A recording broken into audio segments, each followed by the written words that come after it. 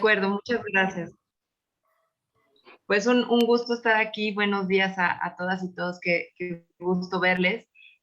Pues nada más sí, decir que imaginábamos también iniciar con Coahuila y después con Sinaloa, entendiendo no solo el nivel de visibilidad, digamos, sino también que cronológicamente así fue como llegaron a la corte. Lo que pensábamos era hacer exposiciones bastante breves para también dar oportunidad de mayor discusión. Nada más para aclarar, Asunción, ¿hablamos primero de Coahuila y hacemos una pausa o Sí, sería yo creo mejor que sí, seguir? porque sería Coahuila y entonces comenta Pedro, y luego Sinaloa y comenta Alma. Ujú. Perfecto. Muy bien, pues así le hacemos. Entre Melissa y yo vamos a complementarnos en ambos casos. Comienzo dando un poco de contexto de la decisión relacionada con el caso de Coahuila. Digo, ya ustedes lo deben saber, pero siempre sirve recordar el contexto. Esto se relaciona con una reforma que se hizo, se expidió un nuevo código penal en el estado de Coahuila en el año 2017 y ese abrió la posibilidad de presentar pues una acción de inconstitucionalidad, cosa que hizo la Procuraduría General de la República en ese momento en 2017. Esto más como curiosidad política, pero es algo que hemos estado discutiendo mucho a partir de esta resolución, pues decir por qué es que lo hizo la PGR, ¿no? Sabiendo que este fue el punto de entrada a esta sentencia que tenemos ahora y que celebramos tanto.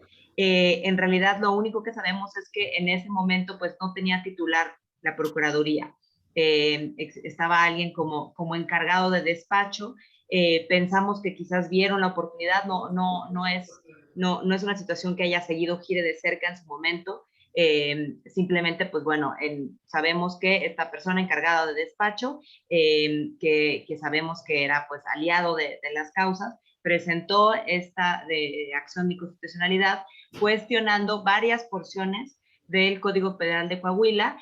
Aquí en este caso, pues las que más nos ocupan son las relacionadas al delito de aborto. Básicamente el artículo 195 y 196 del Código Penal, que establecían pues la definición en primer lugar de el aborto y en segundo lugar las penas. El 196, que es lo que más ocupó a la discusión de la Corte, y finalmente lo que se declara inválido, lo que establecía es que se tendría una pena de 1 año a 3 años de prisión para la mujer que abortara o para quien la auxiliara a abortar.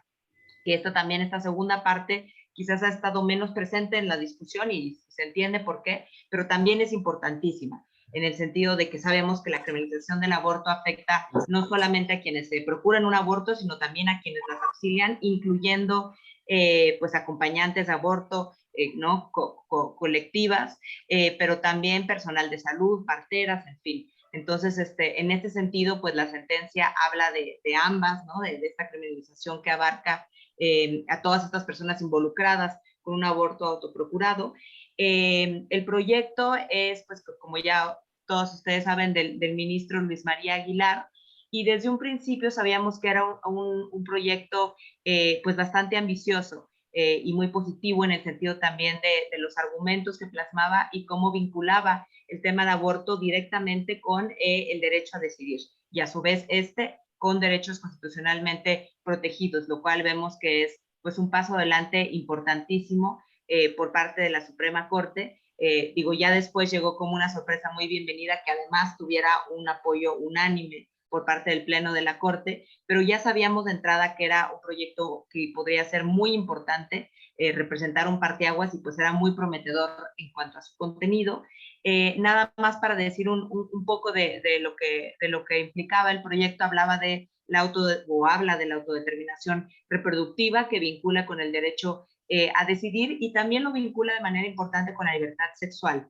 Habla de cómo el hecho de que el Estado penalice el aborto pues es una forma de paternalismo por parte del Estado a las decisiones que pueden tomar las mujeres y las personas con capacidad de gestar, lo cual también es un elemento importante de este proyecto de sentencia. No es la primera vez que en algún momento en un proyecto de la Suprema Corte se habla de personas con capacidad de gestar. Esto lo habíamos visto en una ocasión anterior, en el caso de Marisa, que es de aborto, de acceso al aborto por salud, que es del ministro Gutiérrez Ortiz Mena, solamente que ese pues no había estado en el Pleno de la Suprema Corte. Sí es la primera vez, al menos hasta donde yo tengo conocimiento, que se habla de personas con capacidad de gestar en este espacio, lo cual es también importante en cuanto al reconocimiento de diferentes identidades que pudieran requerir acceso a servicios de aborto. Pero bueno, se habla de este paternalismo, de la necesidad de reconocer pues el acceso a servicios de aborto y también pues del uso del derecho penal, básicamente, para regular el aborto. Se analiza si podría perseguir algún fin legítimo, se concluye que en este caso no. Se habla también, digo, ya se puntualizará más en la sentencia en el caso de Sinaloa, sobre todo el tema de la protección de la vida en gestación, pero sí se menciona algo de esto en el proyecto de sentencia del caso de Coahuila, en cuanto a que esta protección puede perseguir un fin constitucionalmente válido, sin embargo, no podría ser equivalente a la protección que merecen las personas ni constituir un obstáculo para el acceso a servicios de salud sexual y reproductiva. Sí es relevante, diría yo, esta mención de la protección gradual que podría tener la vida en gestación, porque impacta lo que plantea el proyecto del ministro sobre el plazo, que creo que es una de las grandes incógnitas. Digo, ahorita me estoy adelantando un poquito a los efectos, pero es una de las grandes incógnitas que tenemos en cuanto a cómo se va ya a traducir esto en la vida real y en el acceso a servicios. El proyecto del ministro Aguilar no se refiere a un plazo de semanas en específico, habla sobre un periodo de tiempo, un breve periodo de tiempo cercano a la concepción. Entonces, no se pronuncia con respecto, como decía, un número de semanas. Se entiende que al menos plantea que el plazo no es completo durante la gestación, en relación también con esa protección gradual que podría tener la vida en gestación, particularmente en embarazos deseados, y que esto implica pues también que el Estado dé las condiciones de acceso a salud reproductiva también para esta protección. Entonces, bueno, se habla sobre cómo el brazo penal o el brazo punitivo del Estado no es razonable su uso para temas de aborto, y que básicamente tiene esta serie de efectos importantes, estigmatizantes para la vida de las mujeres y personas con capacidad de gestar, pero también con respecto a su libertad, su salud y en general su derecho a decidir. Entonces, en este sentido, lo que plantea es invalidar el artículo 196, plantea pues, que permanezca válido el 195, básicamente porque este define lo que es el aborto, y dado que se mantiene el delito de aborto forzado, entonces se estima que si se declarara también inválido el 195, entonces ya no tendría una definición, digamos, el aborto, si es que se declararan los dos inválidos. Esto fue también una materia de discusión en el Pleno de la Corte. Por ejemplo, el ministro Saldívar lo que argumentaba es que ambos tendrían que declararse inválidos y que de hecho el capítulo completo de aborto es lo que tendría que cuestionarse y no solamente esta porción. Pero bueno, básicamente el proyecto se concentra en específico. Sí, creo que diría eso como puntos principales, pues decir que esto, como saben, esta discusión se llevó a cabo en el Pleno el 6 de septiembre y después el 7 tuvo pues un gran apoyo, digo, con algunas, sabemos que muchas de las y los ministros anunciaron un voto concurrente, entonces también estaremos esperando a saber exactamente en qué términos es que cada uno de ellos se plantea, pero bueno, a grandes rasgos, pues hubo un apoyo muy importante también en cuanto a argumentos. Algunos ministros fueron más allá, por ejemplo, el ministro Gutiérrez Ortiz Mena hablaba del tema de los plazos de manera importante, por pronunciarse ya de manera explícita con respecto al plazo y quizás no dejar esto que dice del periodo de tiempo breve al inicio de la concepción. Hablaba, por ejemplo, desde el derecho comparado sobre el caso de Uruguay, de Argentina, que tienen 14 semanas, a diferencia de nuestras regulaciones que tienen como estándar las 12 semanas. Entonces hubo ahí algunos elementos como a destacar en lo que las y los ministros fueron presentando, pero básicamente contó el proyecto pues con un apoyo unánime. Sabemos, digo, había 10 ministros presentes, el ministro Pardo estaba ausente por cuestiones personales, entonces pues esto llevó a que básicamente la decisión pues fuera unánime. Estamos, como saben, pues esperando todas al engrose de la sentencia, que puede que tarde algunos meses, y ahí podremos ver ciertos detalles importantes con respecto al plazo, por ejemplo, la posibilidad de que esta sentencia pueda beneficiar o no a las personas que ya están pasando por un proceso penal y no a las que en futuro pudiera ser, ¿no? Pero bueno, por lo pronto sí nos deja una decisión que vincula, que rechaza el uso del derecho penal para el aborto autoprocurado y lo vincula pues con derechos humanos que están constitucionalmente protegidos y eso pues es un paso adelante importantísimo por parte de la Corte. Quisiera dejar espacio para que Melissa hable un poco más sobre sus implicaciones. Mil gracias, Isa. Nada más para complementar esto que ya comentaba Isabel, también se extiende la invalidez a porciones del artículo 199 que justo criminalizaban el aborto y limitaban a 12 semanas la posibilidad de abortar en caso de violación, inseminación o de implantación artificial, ¿no? Y esto lo menciono también porque es importante, dado que ya tuvimos un precedente en primera sala, en donde por unanimidad las y los ministros señalaron que es inconstitucional que en los códigos penales locales, en el caso específico de Chiapas, se limite el aborto a un periodo temporal, ¿no? Y en ese sentido, por ejemplo, me parece que hay que rescatar mucho la participación de la intervención de la ministra Piña, ¿no? Donde ella misma en su intervención en el Pleno señalaba que por qué en los casos de violación ya se estaba pronunciando la Corte y diciendo que no podía haber plazo, ¿no? Como si se estuviera privilegiando únicamente el derecho a decidir cuando no hay consentimiento, ¿no? Entonces, de cierta forma se está penando el ejercicio de la sexualidad de las mujeres y personas con capacidad de gestar, ¿no? Y también, como ya mencionaba Isa, el hecho de que el ministro Gutiérrez Ortiz Mena estuviera hablando acerca de 14 a 20 semanas y les pedía a las y los ministros que se comprometieran a un plazo ya de una vez, creo que nos habla pues de una modificación enorme en la argumentación jurídica por parte de las y los ministros, y por supuesto que esto no sería posible sin sus ponencias, ¿no? Que creemos desde Gire que ha sido gran parte de las razones que han impulsado este cambio tan grande dentro de la propia Corte, ¿no? Bueno, ahora dicho esto, me gustaría que platicáramos un poco acerca de las implicaciones y de los efectos que esto va a tener, dado que es una acción de inconstitucionalidad y dado a la reforma que tuvo lugar en marzo de este año, se modifica el artículo 94 constitucional, donde se señala que todas aquellas resoluciones que pasen, en este caso en el Pleno, por más de 8 votos, las argumentaciones que sustenten a esta sentencia van a vincular a todas y todos los jueces, tanto locales y federales, ¿no? En este caso muy particular, como se alcanza la mayoría de 10 votos, unanimidad, nada más como ya mencionaba Isa, un ministro que no pudo estar presente por una cuestión familiar, las razones que virtieron las y los ministros de la Corte obligan a todas y todos los jueces del país, ¿no? Tanto federales como locales. Creo que esto es muy, muy importante, ¿no? Entonces, ¿qué quiere decir esto?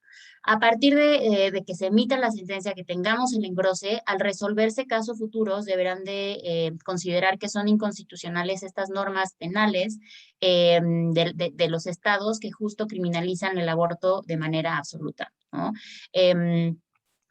¿Cómo se ven estos tipos penales que criminalizan el aborto de manera absoluta? Por ejemplo, aquellos tipos penales que no contemplan la posibilidad de abortar en un periodo cercano a la implantación, ¿no? O, por ejemplo, aquellas normas que solamente prevén esta posibilidad como excusas absolutorias. ¿Por qué? Porque en estos supuestos la conducta se sigue catalogando como un delito, ¿no? Aun cuando no se está imponiendo una sanción, el hecho de que se siga poniendo en el Código Penal así, se sigue mandando este mensaje, ¿no? Este chilling effect que llaman los estadounidenses en muchos de sus papers. Entonces, creemos que va a ser muy importante la forma en la que las y los ministros de la Suprema Corte, el Pleno, pues también comuniquen esta sentencia, ¿no? Porque tenemos el temor fundado de que sí se va a quedar muy bien, por ejemplo, en los juezas a nivel federal, pero nos importa también y nos preocupa mucho cómo esto va a permear en los jueces y las juezas locales, ¿no? Ahí creemos desde Gire que vamos a seguir haciendo mucha labor, pues tratando de cerrar carpetas de investigación e impidiendo que se siga persiguiendo a las mujeres y a las personas con capacidad de gestar que ejercen su derecho. Ahora, creo que es muy importante, y voy a retomar un poquito aquí ya lo que decía Isa, el señalar que se ligó el derecho a decidir, más bien, el poder abortar se liga con los derechos humanos y de manera muy enfática se dice que el derecho a decidir, también el derecho a la autodeterminación, a determinar cuántos hijos, hijas se quiere tener, pues también implica el derecho a abortar, ¿no? Entonces creo que esto va a ser muy importante porque ya dimos un primer paso, ¿no? Ya el hecho de que se señale como inconstitucional el criminalizar de manera total el aborto, pero hay que seguir, hay que ver cómo vamos a avanzar al siguiente paso, ¿no? Que es precisamente esto, el hacer efectiva esta argumentación jurídica por parte de las y los ministros, ¿no? Entonces, nos parece que eso es lo que nos toca ahora seguir litigando, que efectivamente se garantice este derecho para todas las mujeres y personas con capacidad de gestar. Y no sé, Asunción, si te parezca que ya le demos el uso de la voz al presentador. Sí, muchas gracias, Melissa, Isa. Pedro, adelante. Gracias. Bueno, trataré de hacer un comentario genérico sobre la Corte que actuó para dictar esta sentencia, quizá comparándola con la Corte que dictó las anteriores sentencias y destacando algunos puntos de este caso. A mí me asombró, me dio mucho gusto que creo que por primera vez en una temática tan importante vimos a una Suprema Corte en una lógica más de tribunal constitucional que en una lógica de individualidades protagónicas. En el pasado parecía que se trataba más que de discutir o de reconocer o proteger los derechos de las mujeres, parecía que se trataba de una corte donde era un concurso a ver qué ministro o ministra sabía más o qué ministro o ministra tenía una posición más garantista o más afín con las mujeres, y eso dibujaba mucho la discusión de la Corte. En este caso, salvo algún par de situaciones muy concretas, evidentemente vi una Corte muy uniforme en aspectos básicos, tratando de sacar adelante un proyecto que no solo alcanzara la mayoría necesaria, sino que construyera un sustento. Así creo que ponemos una Corte en la que aplicó el método escolástico, poniendo énfasis en el género próximo y atenuando un poco las diferencias específicas, lo que creo que va a ser muy benéfico. Habría que formular votos para que en los votos concurrentes y en el engrose no se pierda parte de lo del avance que se logró en esta discusión, en este intercambio o construcción de consensos al interior de la Corte. Yo aquí estoy un poco optimista, generalmente soy sospechosista y bueno, yo creo que el ministro Pardo no fue accidental su ausencia.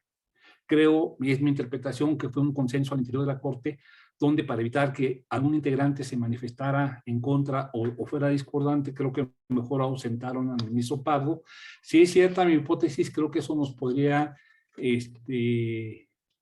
permitir ser un poco positivos o creer que efectivamente la Corte va a tener la madurez que tuvo al momento de la discusión para sacar un engrose bastante integrado, bastante armado, y para moderar o limitar un tanto cuanto los votos concurrentes para que no se dibuje como en el pasado pasó, con el caso de la acción de la Ciudad de México, donde los votos concurrentes eran tan dispares que finalmente terminaron por invisibilizar e inutilizar la discusión que se ha dado en el Pleno.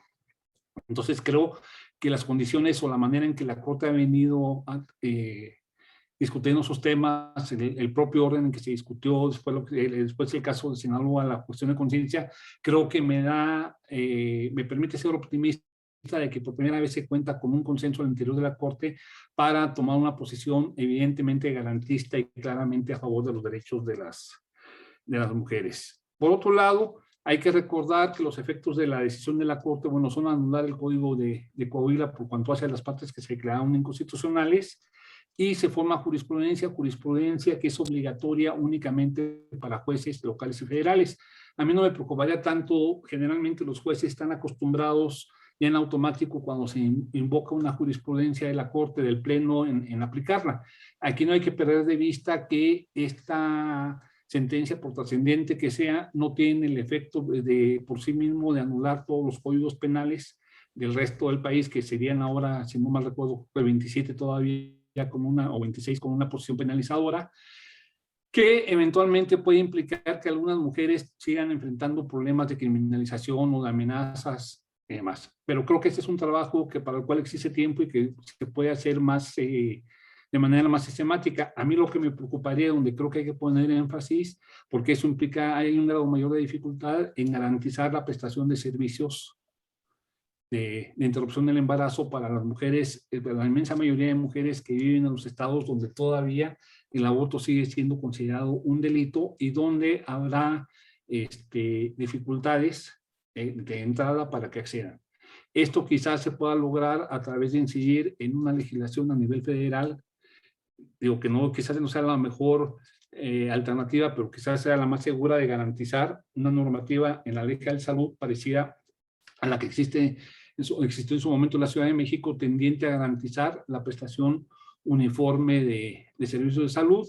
Creo que todos los efectos, y con eso termino, creo que también esta sentencia de la Corte acaba con ese gran temor que existía del Código Penal único, donde habría sido muy fuerte la tentación de que hubiera una regresión en el aborto. Creo que con esa sentencia de la Corte, si estamos ante la disyuntiva del Código Penal único, que lamentablemente yo creo que va a tener que darse por algo que yo llamo demagogia de inclusive de seguridad pública, como si tener un Código Penal único fuera a reducir la criminalidad, pero creo que también nos da una garantía en ese sentido. Entonces, bueno, pues congratulaciones para las mujeres, para las personas gestantes. Creo que es un paso muy, muy importante y sobre todo que también se dio que la Corte por primera vez está asumiendo una posición más, les repito, más en lógica de Tribunal Constitucional que de suma de individualidades. Por cuanto a mí es todo.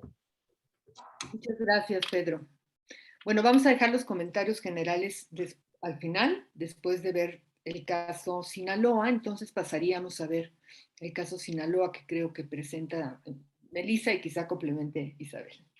Justo, muchas gracias, Asunción. Precisamente, vamos a hablar ahora acerca de las acciones de inconstitucionalidad 106 y 107, diagonal 2018. Son dos, se acumulan, son dos en tanto que fueron promovidas por diputados integrantes del Congreso de Sinaloa y por la Comisión Nacional de Derechos Humanos, ¿no? Ambas partes señalaban argumentos muy similares. Se demandaba la invalidez del artículo 4 bis, fracción primera de la Constitución Política de Sinaloa, que fue modificada el 26 de octubre del 2018. Ahora, en este caso, ¿qué dijo la Corte? A grandes rasgos, la Corte dice que es inconstitucional esta porción de la Constitución local por distintas razones, ¿no? Por unanimidad, las y los ministros consideraron que los estados no tienen competencia para definir el origen de la vida humana, ¿no? Es decir, tampoco, no se puede determinar en qué momento inicia la vida, porque así lo hacía este artículo, ¿no? En donde se señalaba que se tenía desde el momento en que un individuo es concebido, se entraba bajo la protección de la ley correspondiente hasta su muerte, ¿no? Entonces, el Pleno considera que se carece de competencia para determinar el origen de la vida humana. También señala que el concepto de persona y la titularidad de los derechos humanos pues no corresponde a los estados, ¿no? Eso le corresponde de manera exclusiva a la Constitución y sería el Congreso quien en la Constitución podría determinar en qué momento quién es una persona y quién no lo es, ¿no? Esto pasa por unanimidad de 10 votos. Ahora, la Corte considera que, esto me parece, si no mal recuerdo, pasa por 8 votos, considera que la pretensión de otorgar el estatus de persona al embrión o en su momento al feto y a partir de ello, pues adoptar medidas restrictivas del derecho a la autonomía reproductiva de las mujeres y las personas gestantes, pues es inconstitucional, ¿no? Las y los ministros de la Corte señalaron que pues no es admisible el establecer que el embrión y que el feto merecen la misma protección jurídica que una persona que ya nació, ¿no? Esto muy ligado a lo que ya platicábamos en esta acción de inconstitucionalidad 148 diagonal 2017, ¿no? Lo que dice la Corte es, a ver, ya nos pusimos de acuerdo en esta otra acción de inconstitucionalidad y tenemos que tomarla también de base porque, pues, mucho de lo que se dijo aquí aplica en esta nueva acción de inconstitucionalidad, ¿no? Entonces, las y los ministros, como ya mencionaba Isabel, señalaron en la 148 y repiten en esta acción de inconstitucionalidad que si bien es cierto que el producto de la gestación merece una protección, esta protección se va incrementando a lo largo del tiempo, ¿no? Y esta protección bajo ninguna circunstancia puede desconocer los derechos de las mujeres y de las personas gestantes, precisamente a la autonomía reproductiva y de manera muy específica su derecho a interrumpir un embarazo, ¿no? Entonces, me parece que algo muy interesante de esta discusión es que se sostiene que en caso de que existan estas cláusulas en las constituciones locales, los esfuerzos de los estados y de manera muy específica en el caso de Sinaloa, tienen que estar encaminados para proteger la vida en gestación como bien constitucionalmente valioso, por supuesto, pero encaminados a proteger de manera efectiva los derechos de las mujeres y de las personas gestantes, ¿no?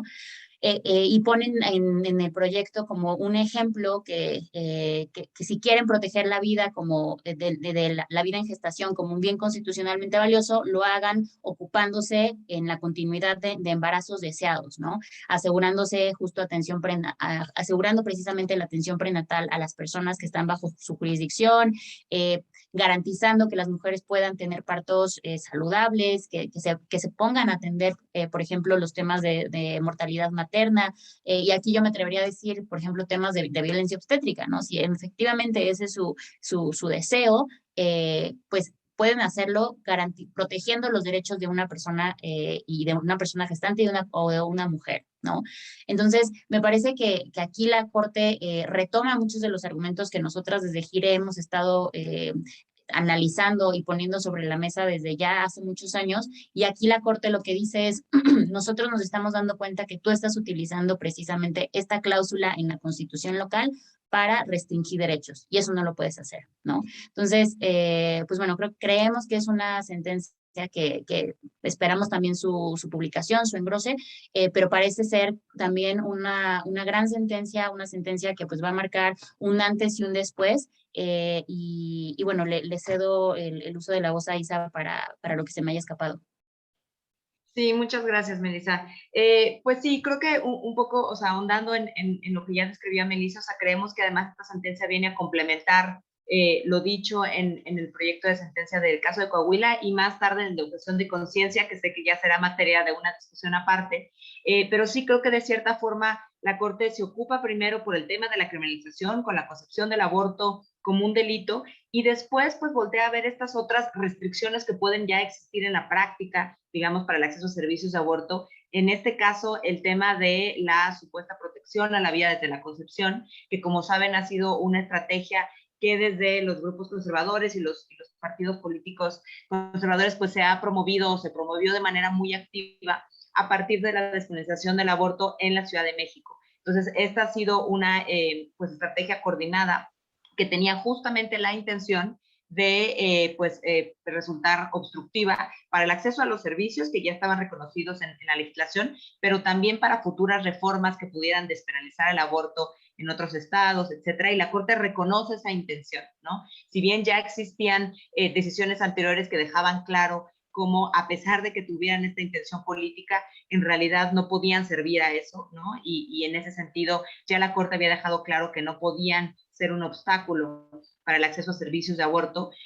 Por supuesto, ya en la práctica hemos visto que sí ha sido así, y eso también, esa ya realidad práctica también la atiende la Corte, y por eso es importante decir que, bueno, invalida este artículo en el caso de Sinaloa. Existen otras acciones también relacionadas con constituciones locales que protegen la vida desde la concepción que están en puerta para discutir en la Suprema Corte. Tenemos al menos el caso de Nuevo León y de Veracruz, quizás me está escapando Aguascalientes, me parece, Melissa. Bueno, tenemos estas discusiones que están en puerta, que estaríamos esperando pues que también se decidieran en el mismo sentido, ¿no? De declarar inválidas estas cláusulas. Entonces es importante también en sí misma, por supuesto, en complemento de la decisión relacionada con Coahuila, pero también porque tenemos en este momento 21 constituciones locales en el país que tienen con diferente redacción, pero que tienen estas cláusulas de protección a la vida, algunas que ya va a discutir la Corte. Entonces, sí creo que es muy importante sus implicaciones en términos jurídicos, pero también en términos políticos, entendiendo que esta ha sido una de las mayores estrategias de los grupos antiderechos, que ya ha sido revisada por la Corte, pero que en este caso ya de manera muy contundente se establece, pues ya diría yo, un freno a ese tipo de estrategias. O sea, creo que en cuanto a las implicaciones que tiene, impide que pudiera haber futuras reformas en los estados que todavía no las tienen. Digo, si fuera así, entonces se abriría la puerta para una acción de constitucionalidad y bueno, pues, ¿no? se tendría que decidir en este mismo sentido para empezar por un asunto competencial. Entonces ahí creo que queda muy claro el que ya no vayamos sumando más estados a esta lista que ya tenemos, pero también creo que deja muy claro que no se tienen que hacer reformas para revertir necesariamente estas cláusulas en las entidades que ya lo contemplan, que creo que también es importante y lo distingue de la decisión de Coahuila, en el sentido de que a grandes rasgos en la de Coahuila nos queda, como ya mencionaba Pedro Morales, el pendiente legislativo que la Corte no resuelve, ¿no? Sí es un avance importantísimo, pero todavía tenemos que reformar ya en los congresos locales y también tenemos ahí en el Congreso Federal, pues la posibilidad que ahorita ya está en puerta, digamos, con una iniciativa que se acaba de presentar, pero de reforma a la Ley General de Salud, al Código Penal Federal. Entonces, hay toda esta serie de pendientes que tienen que suceder para también dar certeza, garantizar el acceso a servicios, si bien es importantísima la decisión judicial. En el caso de esta acción sobre protección a la vida, en realidad lo que se dice es que en los estados donde ya se contempla se tiene que interpretar de esta forma que ya describía Melissa, ¿no? De una forma que sea compatible con el acceso a servicios de salud sexual y reproductiva y que además implique pues, la garantía por parte del Estado de servicios obstétricos de calidad. Entonces, en realidad, digamos que quita el efecto que pudieran haber querido tener estas reformas.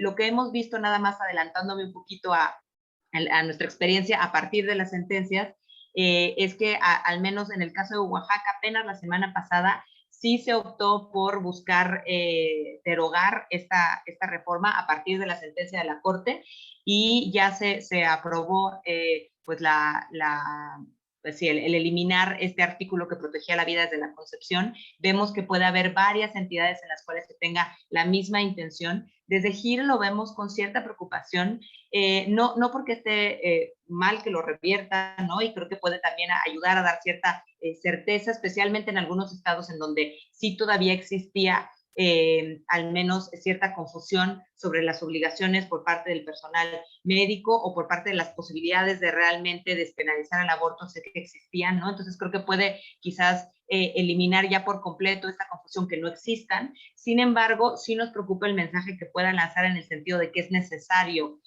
reformar las constituciones en los casos en los que ya se tenían estas protecciones. Entonces, bueno, esperamos que en los próximos meses seguramente se van a estar discutiendo en algunas entidades. Como son reformas constitucionales, pues requieren una mayoría más amplia que las reformas a los códigos penales o a las leyes de salud, entonces pudiera ser que en algunos casos se voten en negativo. Entonces nos preocuparía como el mensaje que eso pueda lanzar en los estados que pues, todavía permanezcan este tipo de disposiciones en sus constituciones locales. Entonces, bueno, por lo pronto tenemos ya esta resolución por parte de la Suprema Corte muy importante y pues las que vienen sobre los mismos temas que esperamos que se resuelvan en el mismo sentido, pero sí creo que tenemos este pendiente muy importante también de aclarar los alcances que tiene para que tampoco haya una percepción quizás desafortunada sobre las necesidades de hacer todos estos cambios constitucionales a lo largo del país para poder garantizar el acceso a servicios, ¿no? Entonces, bueno, por lo pronto ahí lo dejaría. Muchas gracias. Muchas gracias, Isabel. Entonces, Alma, tienes la palabra. Sí, pues primero que nada, chicas, qué gusto verlas. Yo me siento muy feliz con estos fallos. Pues creo que los fallos implican una gran felicidad, pero también un gran trabajo. O sea, yo creo que la Corte abrió unas avenidas de argumentación y también unas oportunidades de litigio muy interesantes. Me parece que, como ustedes dicen, este fallo de Sinaloa es, digamos, parte de una teoría constitucional de la Corte que tiene que ver con un tratamiento muy diferente del tema del aborto, como ya lo explicaba Pedro, ¿no? Y que nos están dando el tapete judicial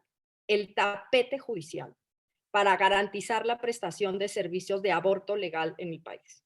O sea, yo creo que no es un cambio menor, ¿sí? Yo creo que sí hay que decir, digamos, uno de los desafíos de estos fallos, y ahora quizá, digamos, ya explicaron muy bien ustedes lo que significa en términos jurídicos y el avance tan importante que esto tiene y un poco las preocupaciones de Gire al respecto.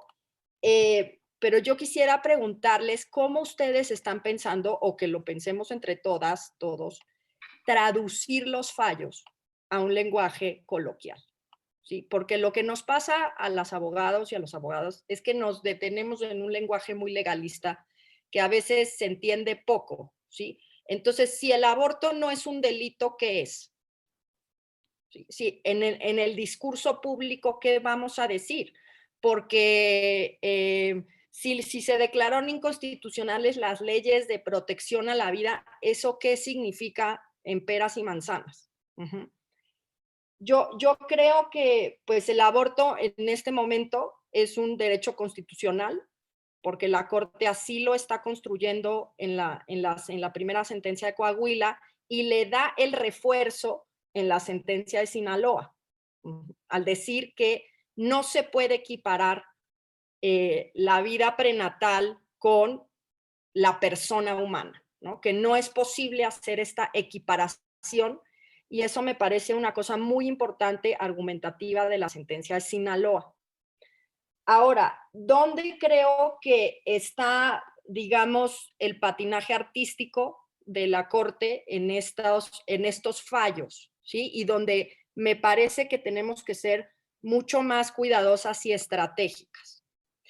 Está el problema de lo que se va a entender por el plazo razonable. ¿Sí? O sea, hay en el 2008, y lo que se peleó en la Ciudad de México, es que hubiera un plazo razonable para poder abortar, lo voy a decir, de forma voluntaria, ¿sí? Por el mero proyecto de vida de las mujeres, en la semana 12 de gestación. Esto es algo que se validó en el 2008, ¿sí? Por más que esa sentencia haya estado con los votos concurrentes, digo, en el discurso, yo pienso que lo que habría que salir a decir es que ya en el 2008 se validó un plazo razonable de al menos, piso mínimo, al menos 12 semanas. Porque en las nuevas sentencias, la cuestión del plazo, pues en la de Sinaloa no está porque no era objeto de la litis, y en el de Coahuila está una cosa un poco confusa. Es confuso si es cerca de la implantación, la gestación, ¿no? Y ahí es preocupante. Eso a mí me parece que es un desafío que tenemos que pensar. Yo sugeriría que se hiciera una interpretación sistemática, holística, como la quieran llamar, ¿no? Del fallo del 2021, tomando en consideración el del 2008 como un plazo razonable, y empezar a decir que toda ley en un estado que criminalice el aborto sin un plazo razonable es inconstitucional, ¿no? Como para intentar integrar la jurisprudencia de la Corte en el tiempo. Ahora, yo sí les quiero decir algo, y es que México en América Latina, con esta sentencia, o este par de fallos, es un referente regional. Y tenemos que asumir un liderazgo como país en la discusión del aborto a nivel transnacional. Entonces, el desafío es mayor, ¿sí? El desafío es mayor porque el movimiento de mujeres en México y las organizaciones que estamos a favor de esto, necesitamos salir con una voz cantante en el continente porque se necesita. Yo estoy en muchos chats transnacionales y todo el tiempo me están preguntando, ¿qué pasa? ¿Qué significa? Colombia va a tener está una demanda, la de las organizaciones acá, que se llaman el colectivo Causa Justa, que está pidiendo de igual manera en la Corte Constitucional de Colombia que se demandó la inconstitucionalidad del tipo penal, o sea, lo mismo que pasó en México. Y van a fallar posiblemente en noviembre, la Corte de acá, la sentencia. Entonces, obviamente que lo de México impacta, ¿sí? Tiene un impacto muy importante para la región y es importante, yo pienso, que el movimiento de mujeres gire, el Colegio Bioética, tenga claro cómo vamos a decir, qué significa este fallo, ¿sí? Si el aborto es un derecho constitucional, entonces nos toca pelear garantizar los servicios médicos. Nos toca pelear que esto sea un servicio de salud en la ley de salud reproductiva en la Ley General de Salud.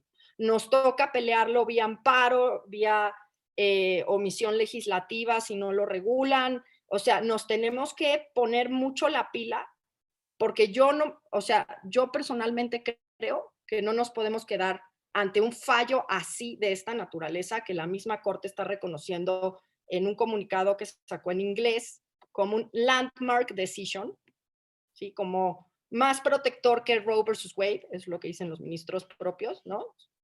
Su autointerpretación del fallo, como que no las metan más a la cárcel. Sí, porque esa pues es el efecto obviamente más inmediato de todo esto, ¿no? Que no metan más a las mujeres a la cárcel, que no se equipare la protección de la vida con la persona humana, pero hay que pelear la prestación de los servicios, porque si el aborto es un derecho constitucional, y lean esas palabras, aborto es un derecho constitucional, pues esto es aborto legal. Dejemos atrás el lenguaje penalista, ¿sí? No más despenalización del aborto, aborto legal. Lo que queremos es que se nos garantice el derecho fundamental a decidir. Y esto es algo que el movimiento feminista peleó y lo tenemos enfrente. Entonces, o agarramos en este momento el tren histórico del aborto legal o nos quedamos en términos como minimalistas con el fallo. Yo digo que no podemos ser como feministas minimalistas con el fallo. Entonces, o con la serie de fallos, ¿sí? Hay que ver esto como una teoría constitucional de avanzada. México se puso a la vanguardia, tiene que tirar estrategia para los demás países que están en esas conversaciones. Colombia, viene Chile con la despenalización de 14 semanas. Entonces, ojo chicas, porque ustedes tienen, acá está la vara muy alta, ¿sí? Está la vara muy alta. Entonces, pues esas serían como mis reflexiones, obviamente agradeciéndoles todo el trabajo y diciendo por último que el derecho a decidir está concatenado con dos cuestiones muy importantes que también yo creo que se deben de enfatizar en el discurso y en el litigio, que son los argumentos de laicidad y de democracia de la Corte, ¿sí? La Corte está diciendo, en un Estado democrático y laico, el derecho a decidir es un derecho fundamental. Y esto es incompatible con criminalizar de forma absoluta el aborto y con leyes que absolutamente protegen la vida desde la concepción, ¿sí? Entonces, ahí tenemos, digamos, el impulso como para tirar demandas, buenos comunicados de prensa, explicarle a la gente la trascendencia de estos fallos, ¿sí? En fin, bueno, gracias y perdón por mi extensión en la oratoria. Y entusiasmo. El entusiasmo que esto me representa. Sí, muchas gracias. Gracias otra vez, Isabel, Melissa y Alma. Y bueno, voy a ir dando la palabra. Estoy viendo a, Rodolfo, Gustavo, Paulín. Antes Rafaela la había pedido y les voy dando en el orden en que la han pedido. Adelante, Rafaela.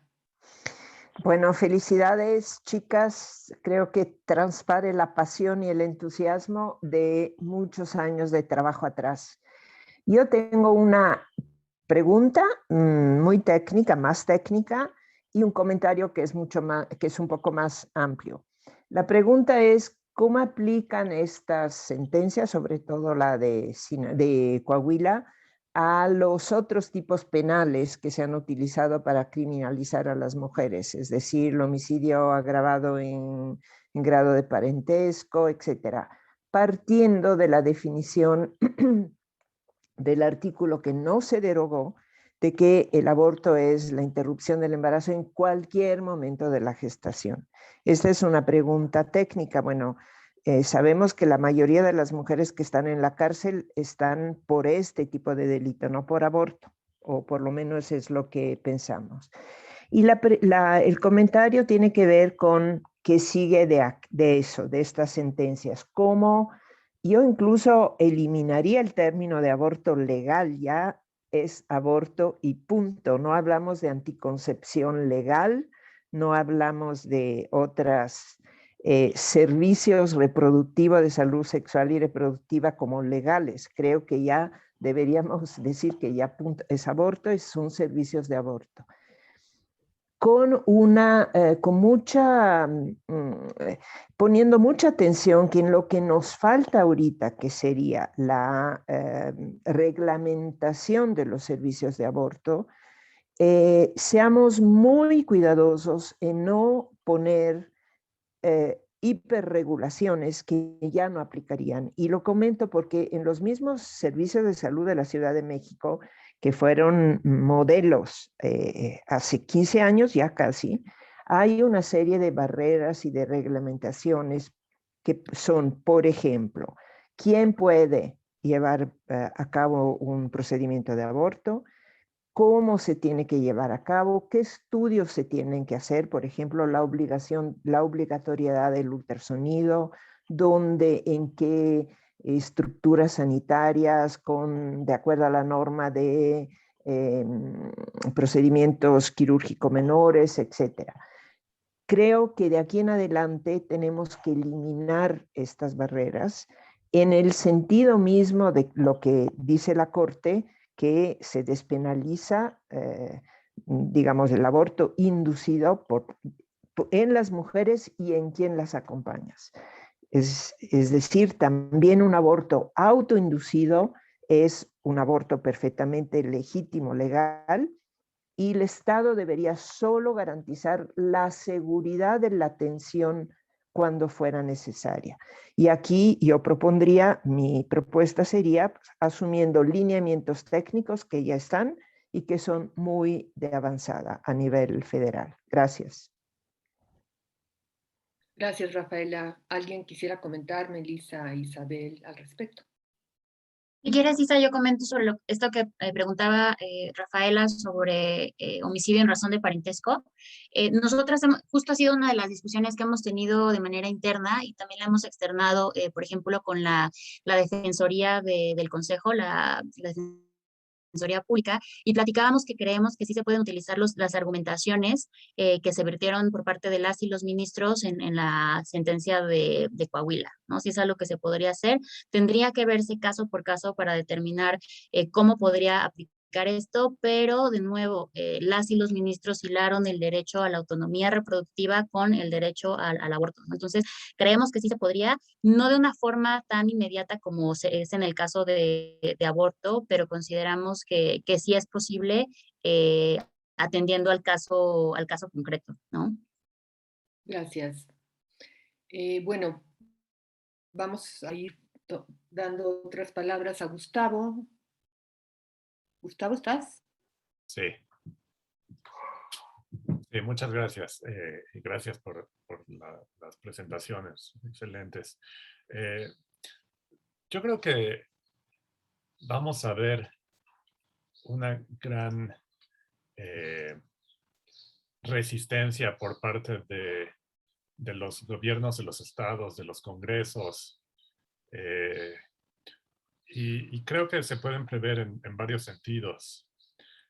El primero me parece que va a ser algo que ya hemos visto en el caso del matrimonio igualitario.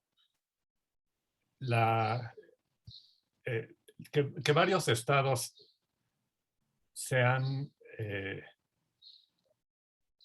han dejado de legislar, ¿no? Y me parece que están en desacato con respecto a lo que dijo la Corte, ¿no? Hay muchos estados que no han legislado en ese sentido y me parece que vamos a ver algo similar en este caso.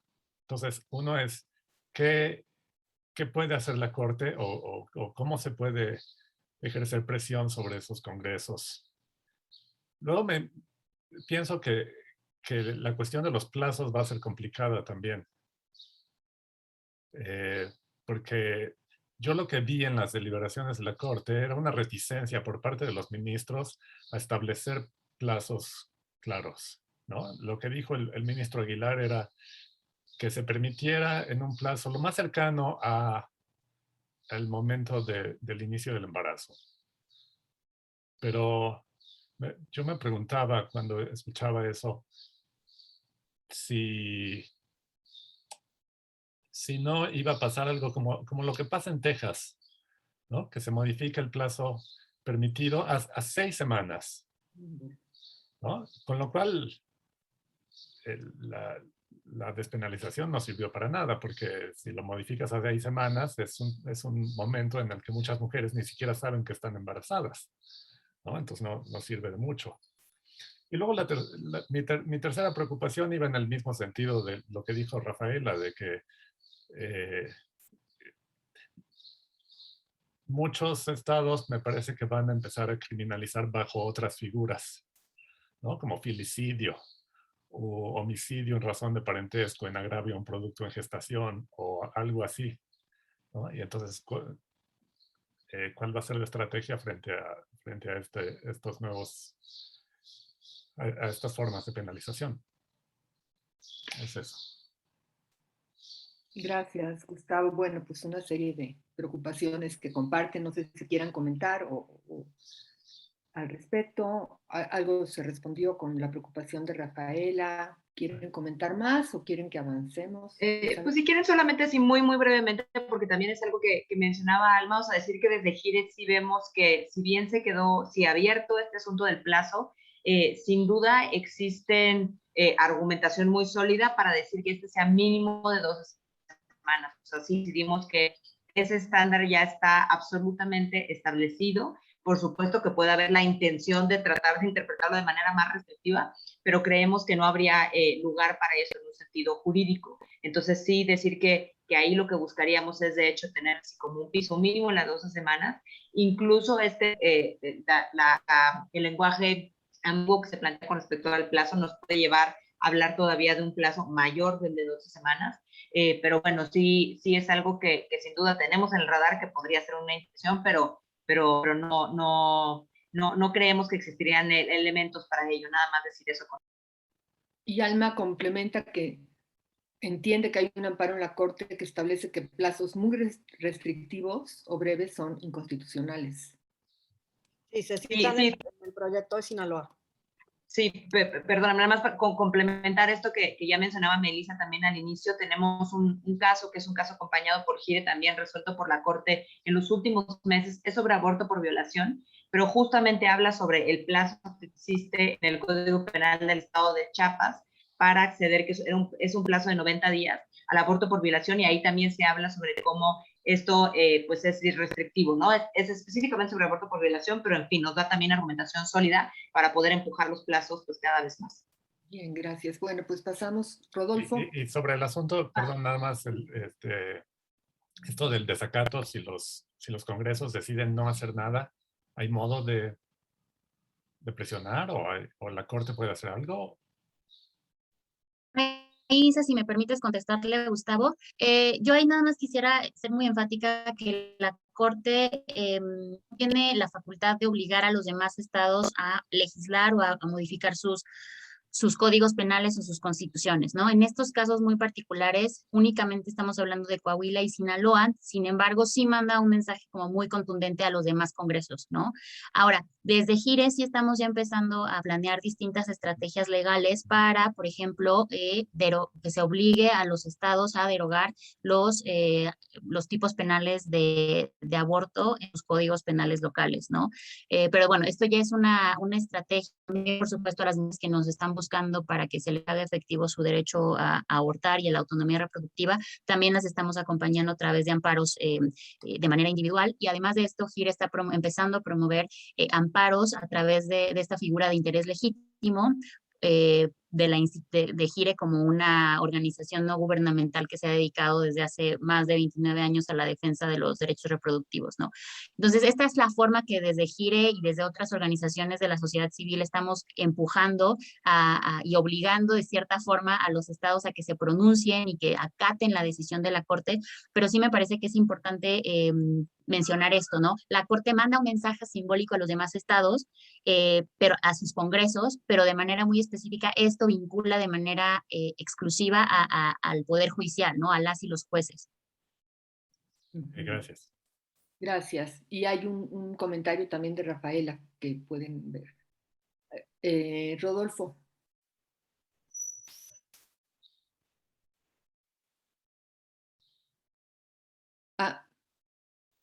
Perdón. Dos cosas muy puntuales a Melissa e Isabel. Una es una cuestión semántica nada más. La expresión interrupción legal del embarazo ya está cayendo en desuso y estamos optando ya por aborto abiertamente porque quizás la ventaja que tenía la otra es pues la idea esta que lleva implícita negativamente el aborto como matar. Quizás la otra tenía esta visión más positiva, pero entiendo incluso por la exposición de ustedes que ya está cayendo en desuso, ¿no? Y no sé si sea conveniente retomarla o de plano ya hablar de aborto sin usar el otro término, ¿no? La otra cuestión es una cuestión un poco más filosófica, no sé qué piensan ustedes. Cuando hablamos de bienes constitucionalmente protegidos, no estamos hablando de personas, obviamente.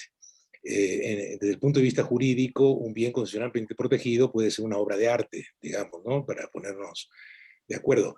Y por supuesto, cuando se compara con los derechos de la mujer que se entiende como persona, no hay equivalencia. Entonces, el hecho de haber abierto esta posibilidad significa que no cabe una ponderación de derechos en caso de que haya un conflicto. No puedo ponderar entre un bien constitucionalmente protegido y el derecho de una persona completo. De tal manera que, no sé, me da la impresión que la ponderación ya no cabe. Por otro lado, me parece que el hecho de hablar de un bien jurídico, constitucionalmente protegido implícitamente nos está diciendo de que ahí no hay persona. Aun cuando no hubieran querido entrar al tema de la persona con respecto al embrión, al feto, al decir que es un bien constitucionalmente protegido, estamos entendiendo de que no estamos haciendo equivalente ese bien a una persona. ¿Les parece correcta esta interpretación o no tiene sentido? Melissa, Isabel. Isa, si te parece, en términos de lo que menciona el doctor, en términos de la semántica, me parece que efectivamente ya estamos empezando a utilizar cada vez más, me atrevería a decir casi de manera general, el aborto, precisamente para quitarle dejar de aparejarlo con el matar a alguien, ¿no? Y hasta el propio proyecto del ministro Luis María Aguilar nos decía que es algo importantísimo, ¿no? Si ya estamos hablando de sacar esto del derecho penal, también hay que quitarle el estigma social que hay alrededor del aborto, ¿no? Entonces, también nosotros ya empezamos a hablar cada vez más de aborto en lugar de interrupción legal del embarazo, que por supuesto consideramos que fue un término muy útil y que nos ayudó a poner el tema sobre la mesa sin ser tan escandalosas en su momento, pero creo que ya estamos en un punto en donde podemos hablar de abortar y además, como ya mencionaba Alma, del derecho al aborto, ¿no? Entonces, creo que sí es muy importante y la verdad me parece una muy buena pregunta precisamente por esto, ¿no? Porque es importante que se le quite también este estigma social. Ahora, con respecto a lo que mencionaba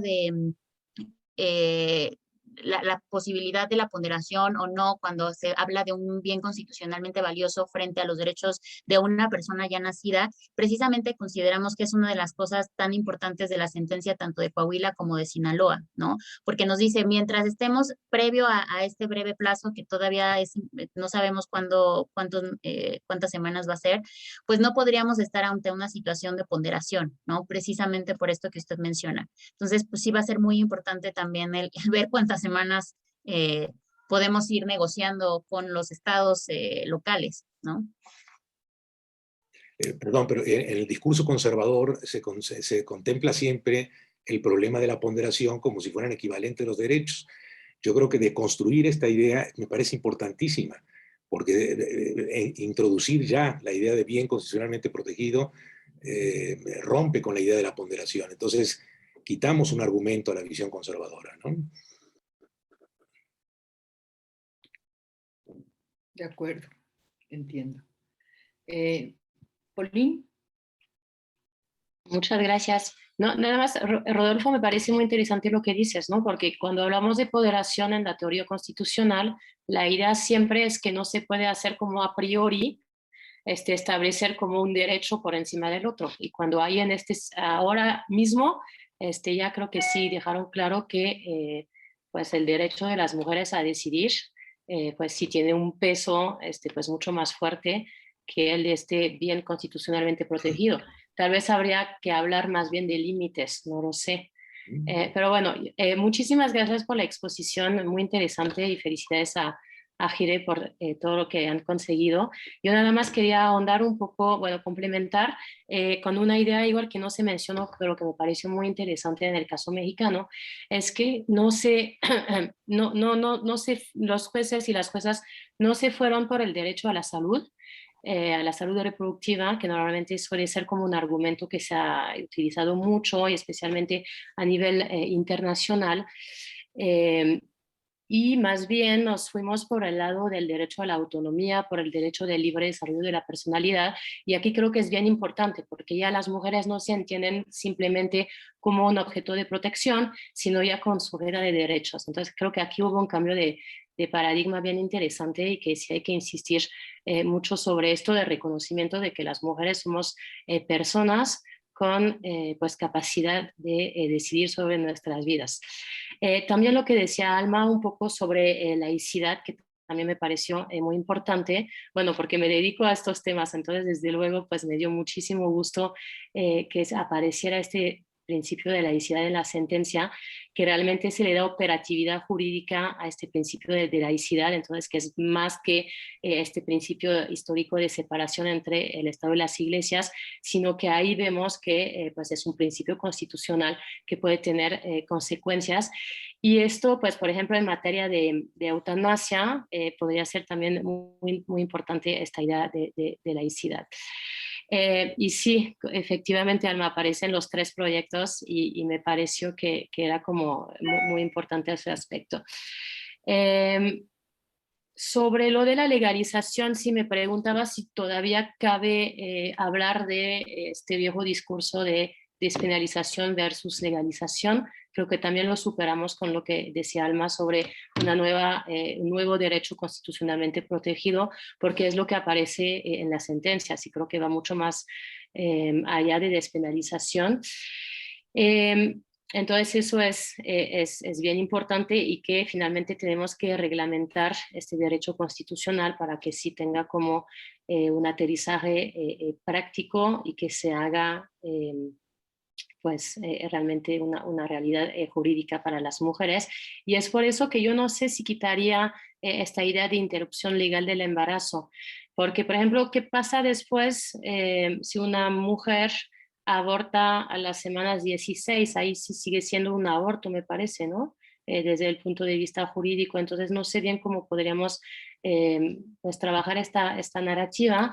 Y además, no sé, o sea, yo siento que igual hablar de interrupción legal del embarazo como que lo enmarca jurídicamente, y tenemos esta idea de que sí, el Estado, las autoridades sanitarias tienen que proveer el servicio, y eso queda menos claro, me parece, cuando simplemente hablamos de aborto.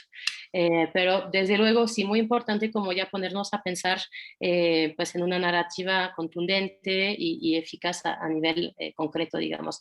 Pero bueno, muchísimas gracias y de nuevo felicidades. Gracias, Pauline. Y creo que es importante esta última pregunta, como si a lo mejor hablar de aborto está bien a un nivel de discurso, no sé, pero el de interrupción legal del embarazo sí tiene sentido ya para establecer los términos legales en que están obligados a dar el aborto, no sé. Me parece un señalamiento importante, Isabel, Melissa o cualquiera. Sí, ay, A ver, perdón, Asunción. Nada más un par de comentarios de algunas cosas que se han dicho o preguntado, decir, sí, sobre este último punto sobre el derecho a la salud. O sea, creo que es cierto que hay un cambio importante discursivamente también en ya no concentrar el tema de la criminalización del aborto exclusivamente en las mujeres que pudieran morir o ver afectada su salud por abortos inseguros, lo cual también es una respuesta no solamente a cambios narrativos, sino a cambios también fácticos en el acceso a aborto con medicamentos y cómo esto de hecho pues sí reduce o ¿no? de manera muy significativa las posibilidades de ver afectada la salud con un aborto fuera de la ley. Entonces creo que sí estamos en un momento pues muy distinto en cuanto a la discusión y sus términos.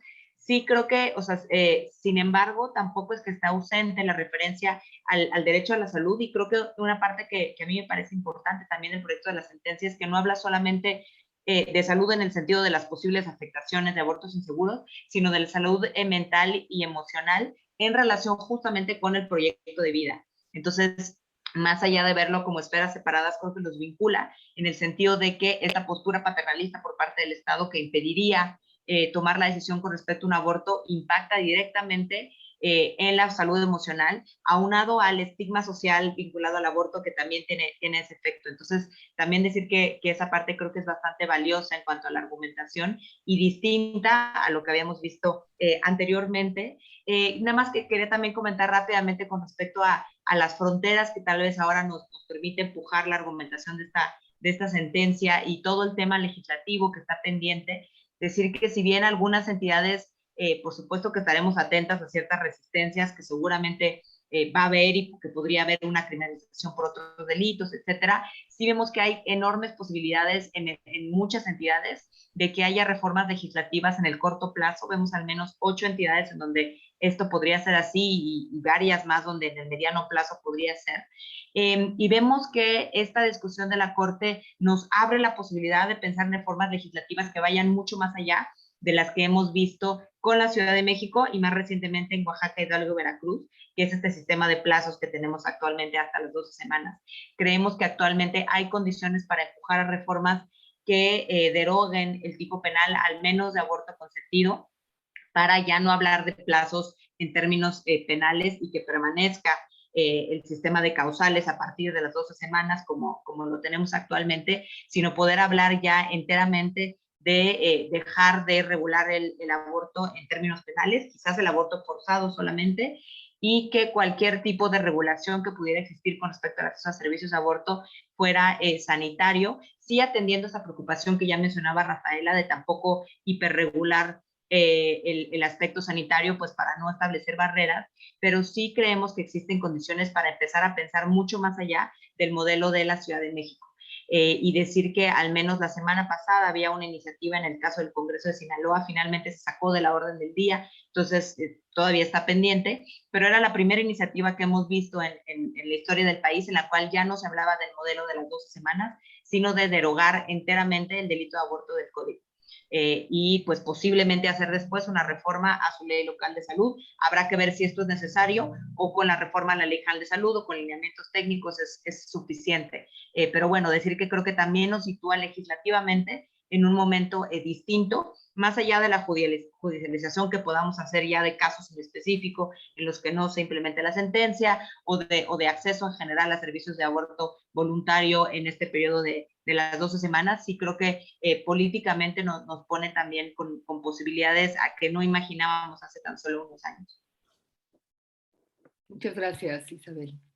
Héctor.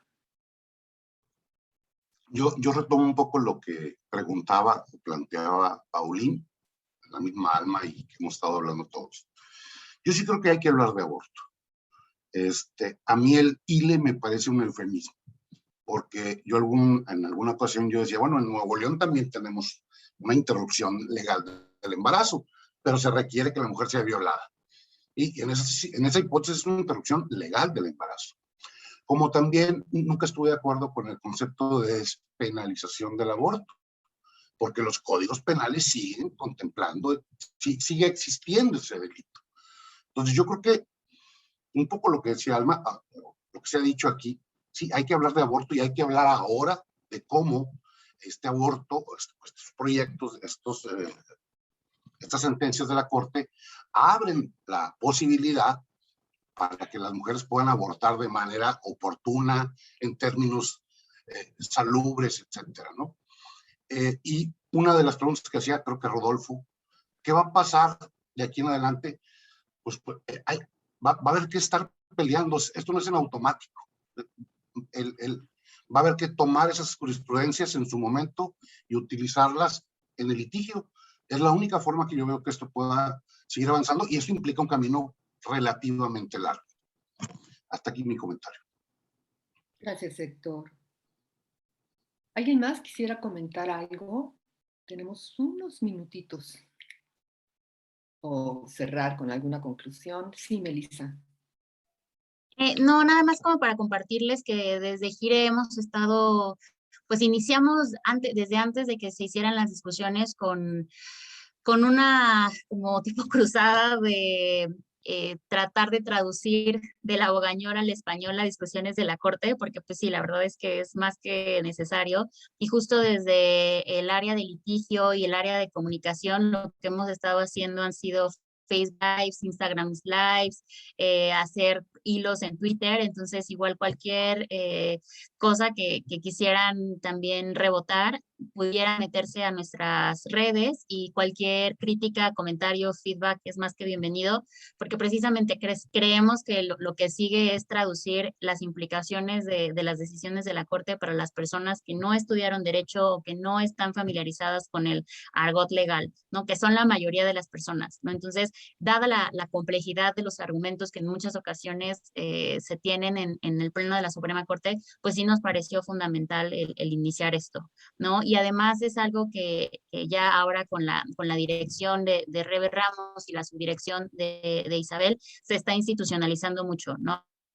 Como las recomendaciones que salgan en la Comisión Nacional, en las comisiones estatales, hacerlo lo más digerible para todas las personas. Entonces, pues sí, estén pendientes de nuestras redes sociales para que también nos den crítica de la forma en la que estamos comunicando.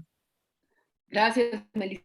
Qué importante, y también podríamos difundirlas, ¿no? También en nuestras redes. Yo creo que sí sería importante estar atentos a eso. Se me hace una contribución muy, muy necesaria. ¿Alguien más? No, pues yo solo quiero agradecerles, chicas. Muy admirable todo el trabajo. Yo sé el tiempo y el esfuerzo que esto toma, o sea, porque lo hemos vivido en carne propia. Entonces, pues amo, porque es un trabajo largo, ya pues no, o sea, si no quieren por las buenas, pues tenemos que promover. ¿Qué otra cosa nos queda? Pero bueno, sí, yo coincido en resignificar el término del aborto. O sea, yo creo que este es un buen momento para, inclusive es como una palabra más corta, ¿no? Hablar de interrupción economía semántica, muy bien. Con economía semántica, quiero ya decir aborto. Yo ya me he declarado abortista, yo ya digo que soy abortista y me moriré abortista. Entonces, felicidades, Melissa, Isabel, estupendo, excelente, excelente. Estupendo. Y todos nos sumamos. Y además, pues, con la gran satisfacción de ver cómo está rindiendo frutos tu trabajo. Así que bueno, pues, sumamos también y seguimos. Un abrazo a Rebeca. Pero Rafael quiere decir algo, y yo creo que después de eso ya nos podemos ir despidiendo. Rafaela, no te escuchamos. Sí, perdón, tengo solo una pregunta a las técnicas expertas. Y yo siempre digo, cuando tenemos un avance, siempre preparémonos para el contraataque de la derecha. No hay espacio para, la pregunta es, ¿no hay espacio para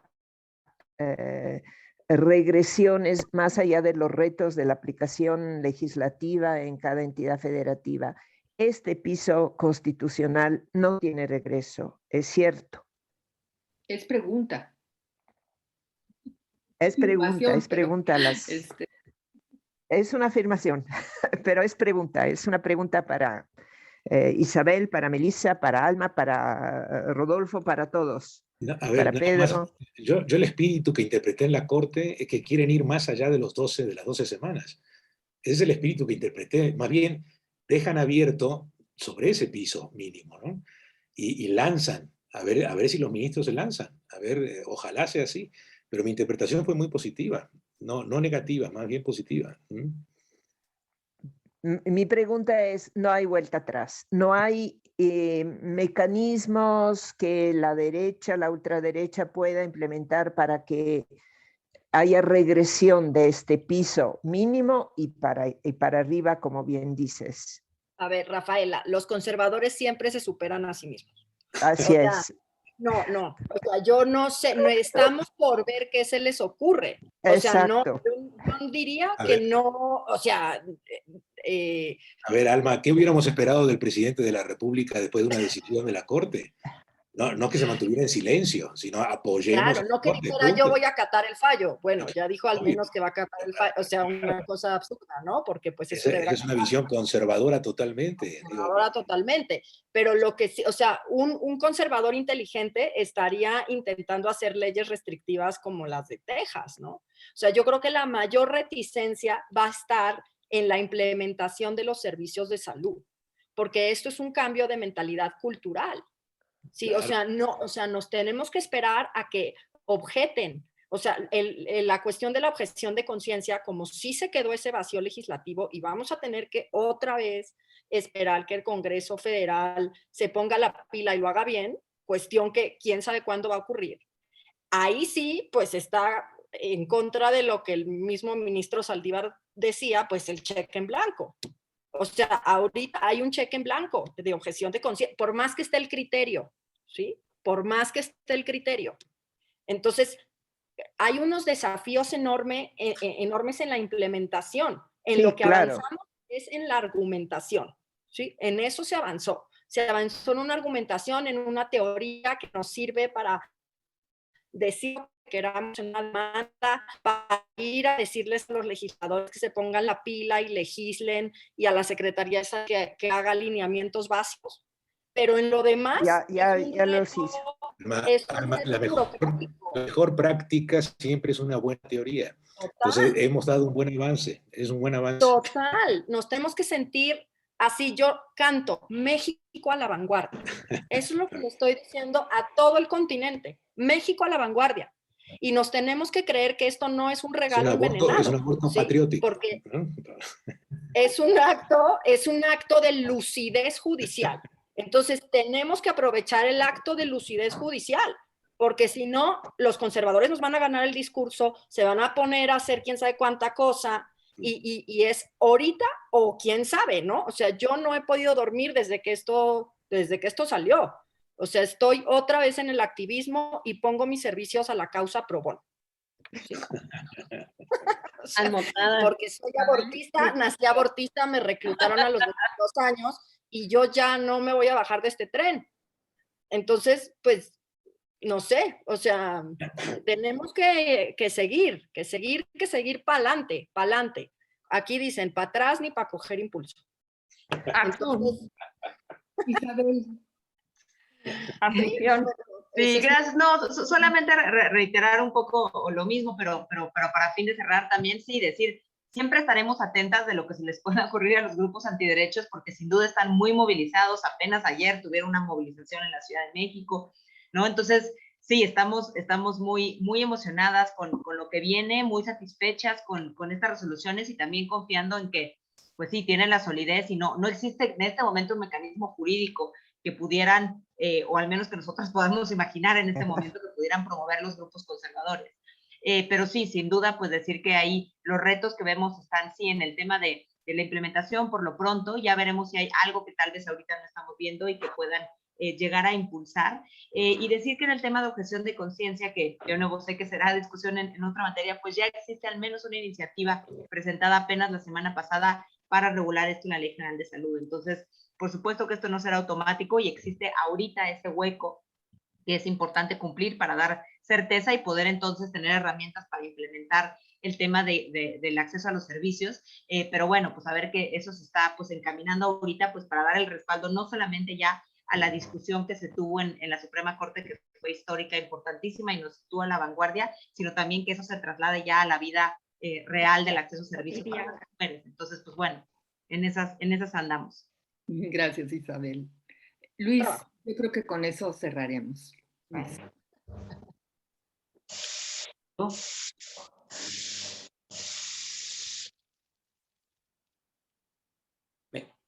¿Me están dando la palabra? ¿Sí? Sí, la pediste, ¿no? Sí, sí, claro. Ok, no, nada más para decirles al respecto lo que pasó ayer en Aguascalientes. Bueno, ya saben ustedes, una marcha en teoría de 1,500 personas, pero en relación a lo que decían de las reacciones, el coordinador del Frente Nacional por la Familia aquí en la entidad, señaló directamente del periódico de hoy, anunció que esta semana que acaba de concluir ya entró una iniciativa ciudadana a la Cámara de Diputados, no sé si local o federal, supongo que federal, a través de la cual se pide el desafuero de los 10 ministros de la Corte, que está jurídicamente sustentada con todos los artículos específicos donde se pide que haya juicio político e inclusive que sean destituidos. Dijo él, es un procedimiento legal que se está haciendo e iremos a todo lo que sea necesario y no descansaremos hasta que se eche abajo. Ahí termina la cita. Solo para que supieran que esas cosas, esas sucede. formalidades se llegan a decir, ¿no? Sí, bueno, pues. Sí, dinos. ¿Yo? Sí. Mira. Que creo que lo que planteó Rafael es muy válido. No podemos dormirnos en nuestros laureles. Esto fue un avance muy, muy significativo, pero ciertamente a nivel de la sociedad no hay consenso, hay muchas resistencias, hay muchos obstáculos que veremos en la siguiente sesión cuando se discute el tema de la objeción de conciencia. Y lo mismo que está pasando en otros lugares del mundo, hay avances y de repente puede haber retrocesos. No es solo el caso de Texas, mismo Argentina tiene muchas dificultades para instrumentalizar los avances que han tenido en las leyes. Entonces, celebremos, pero estemos muy, muy alertas porque la resistencia está fuerte, está muy fuerte y digamos que nosotros estamos en la vanguardia, en las posiciones más avanzadas, pero el resto de la sociedad tiene sus altibajos, no todos coinciden, no somos una mayoría, entonces tenemos que ser conscientes de todo eso. Este es el caso de Texas, por un lado. No olvidemos que nuestras sociedades, y la mexicana en particular, pues tiene sectores muy, muy, muy conservadores. Aquí mismo en España, quienes impiden que se aplique la ley tan avanzada que tenemos en España, son los mismos médicos de la salud pública que han objetado en conciencia. Igual como ustedes, mujeres, tienen derecho a decidir, yo, médico, decido que no voy a interrumpir un embarazo porque mi función es proteger la vida. Entonces, frente a todo eso, observemos lo que pasa, por lo menos en todo Iberoamérica, que hay avances, que hay obstáculos, que puede haber retrocesos y, bueno, celebremos y al mismo tiempo estemos muy alertas frente a estas situaciones. Gracias. Bueno, pues ya se nos acabó el tiempo. Amelia, si quieres decir algo brevemente, porque realmente ya estamos... Perdón, no pensaba participar, pero es una cosa rapidísima. Ayer también hubo en Tepic, Nayarit, una manifestación encabezada por el obispo y me parece que hay dos argumentos que podrían servir como parte de esos indicadores de por dónde podrían ir seguir las estrategias de este sector. Una de ellas es convocar a todos para trabajar en la armonía de proteger a las mujeres que se ven en la necesidad de abortar, y la otra de asociar la idea del aborto a la violencia que se ejerce contra las mujeres. Entonces, me pareció que son dos partes de ese discurso que hay que considerar a la hora de buscar estos argumentos, ¿no? De defensa de esta posición que nosotros estamos planteando. Sería todo. Gracias. Pues sí, hay que tomarlo muy en cuenta. Bueno, pues muchísimas gracias en primer lugar, Isabel, Melissa, Pedro, Alma y a todos. Fue un seminario muy rico. Estamos celebrando mucho, pero ciertamente, como ya bien se dijo, hay que estar muy atentos a lo que puede pasar y entonces a lo que hay que hacer, y pues como colegio nosotros siempre en la disposición de apoyar a Gire en lo que podamos. Bueno, pues es todo. Muchísimas gracias y un abrazo y nos vemos en el próximo. Gracias. Chao. Gracias. Muchas gracias. Felicidades. Festejemos mientras. Sí, un Muy abrazo. bien, queridas de Gire. Muchas gracias. Gracias por la invitación. Un gusto verles.